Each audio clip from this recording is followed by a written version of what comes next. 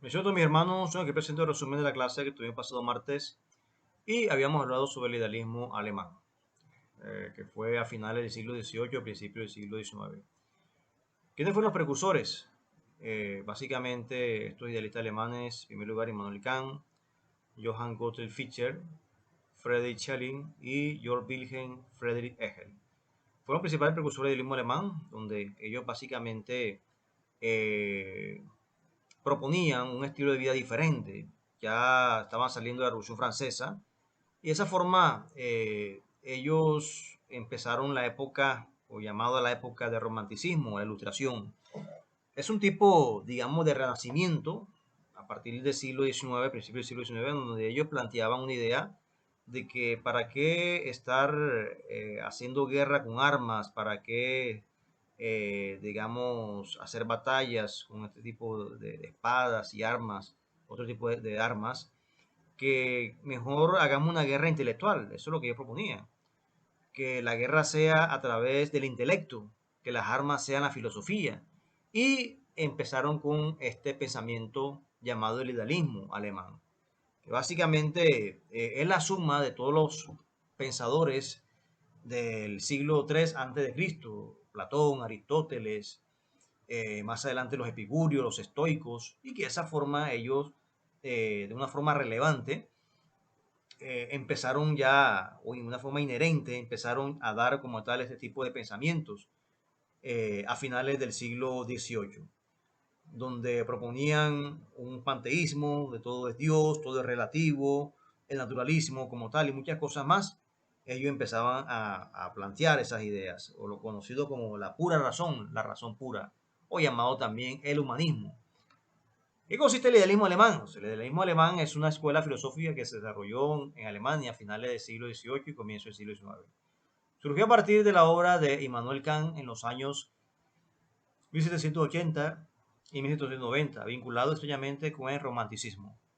Los principales pensadores del movimiento fueron Kant, Fichte, Schelling y Hegel. El idealismo alemán distingue, en primer lugar, el fenómeno del griego phainomai, mostrarse o aparecer, que es el objeto en tanto que es conocido como aparece frente a los sentidos y a la inteligencia. El número, del griego noeo, comprender o intermitir, que es el objeto tal como sería en sí mismo. ¿Okay? Y más adelante aparece otra escuela, otra ramificación filosófica que es la ontología. Ontos, que significa ser, ente, y logos. Logo, que significa estudio, discurso, ciencia, teoría. La ontología es una parte o rama de la filosofía que estudia la naturaleza del ser, la existencia y la realidad, tratando de determinar las categorías fundamentales y las relaciones del ser en cuanto ser. Quiere decir que la ontología más bien se encarga de investigar o dar respuesta a lo que la ciencia no puede, digamos, responder, lo que la ciencia no, ya no da una solución o un postulado contundente de algunas cosas oscuras o algunas cuestiones de la naturaleza, de la vida cotidiana, que son difíciles tal vez de explicar y la ciencia no lo puede explicar. Ahí entra el trabajo ontológico. El ontólogo explica lo que la ciencia no puede explicar, vale la redundancia. Entonces ya es la forma de ahondar más como tal en el pensamiento filosófico para de esa manera tener bases, tener argumentos para poder refutar a aquellos gnósticos ateos que quieren dañar la fe de otras personas. Bien, en la próxima clase vamos a ver ya estos filósofos más contemporáneos del siglo XX. Creo que ustedes ya muchos lo conocen, que es Marx, Nietzsche, Sartre y Foucault. Entonces, vamos a tocarlos la, la próxima clase y de esa manera cómo ellos también repercutieron en ese tiempo y cómo tomaron también de esas filosofías Platón, Aristóteles, idealismo alemán, Epicurio y estoicos y empezaron a dar su postulado como tal. Que en cierta forma estos cuatro filósofos, eh, digamos, no, en vez de, digamos, edificar a muchas personas lo que hicieron empeorar. Entonces surge el ateísmo, surgen doctrinas obviamente desviadas de la palabra de Dios y lamentablemente enseñanzas que no tienen nada que ver con la Biblia. Fueron lo que ellos propusieron en esa época y lamentablemente influenciaron a toda una sociedad con ese pensamiento filosófico como tal. Bien, entonces la próxima clase vamos a mirar más sobre estos personajes y de esa manera todo lo que repercutió en la filosofía del siglo XVIII, XIX hasta el siglo XX. Que mi Dios santo les bendiga. Bendiciones a todos mis hermanos, uno que presento el resumen de la clase que tuvimos pasado martes. Y de esa manera hayamos hablado de los filósofos Carlos Marx, Nietzsche, Sartre y Foucault. Que básicamente cada uno de ellos tiene un enfoque existencialista, de pronto en la búsqueda del ser, desligando a Dios y asimismo tiene un concepto humanista, racionalista, sobre todo en el siglo XX. Bueno, Marx ya a finales del siglo XIX, principios del siglo XX, y ya Nietzsche, Sartre y Foucault ya fueron básicamente influyentes en el siglo XX. Pero bueno, este tipo de filosofía que manejaron estos hombres hoy en día sigue con ahínco en este siglo XXI. Hoy en día sigue en pie y por eso nosotros como cristianos tenemos que refutar obviamente todas esas ideas filosóficas que básicamente atacan obviamente a la sociedad en general y también a la iglesia cristiana. Entonces hay que tener mucho cuidado con esto. Y Jung y Giorgio Agamben son ya los filósofos actuales, siglo XXI, que es una suma, una mezcla de todos los filósofos que hemos visto: Platón, Aristóteles, Pitágoras, los epicúreos, los estoicos, Hegel, Grothendieck, Fichte, Kant, Hegel y muchos más. Bueno, y también Nietzsche, lo que vemos hoy en día.